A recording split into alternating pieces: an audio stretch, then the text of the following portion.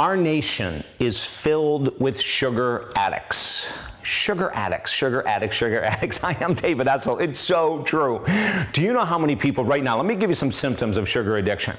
So many people right now struggle with a sugar addiction and they're not even sure what's going on in their life. If you have on a regular basis pockets of fatigue, in other words, you go through the day and all of a sudden at 10 in the morning, at 2 in the afternoon, at 8 at night, you feel exhausted, fried, and you reach for some type of sugar in order to give you just that little bit of a boost, that's a sugar addiction.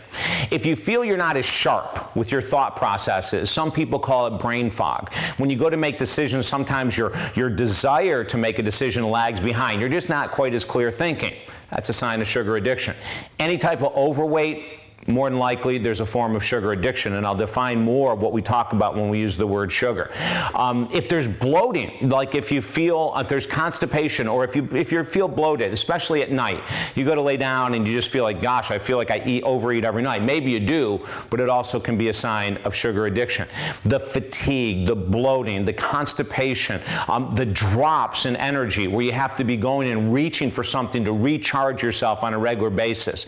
All of these are signs of sugar addiction.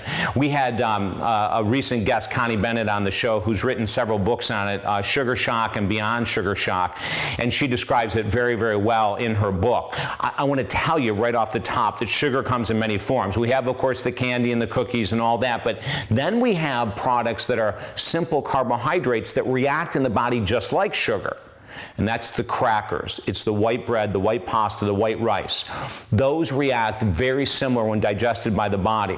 What happens with sugar is that you can't get enough. What happens with the white flour products? You can't get enough. This is a downward spiral. However, within 30 days, you can start to see a total shift if you're willing to just do a few steps. Number one, obviously, within the first week, the first 7 days, remove all sugar. In other words, cookies, candy, snacks, that kind of thing. Week 2, start to remove all the white processed breads, crackers, flours, etc. Week 3, begin to add probiotics. Now, probiotics are like acidophilus. They are supplements that you take to help rebuild the healthy bacteria in the gut. If you just do these steps right here, just what I'm talking about, removing the blatant sugar, number one. Number 2, second week, is going ahead and removing the white flour products.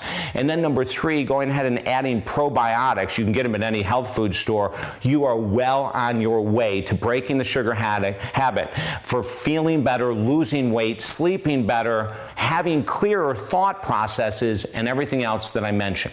If you need help to go step by step with this in regards to your life and your lifestyle, contact us. TalkDavid.com. On our show too, on XM Radio, 3 hours every Saturday, we cover the topics. Don't miss it. All that information is at TalkDavid.com. Have a great day.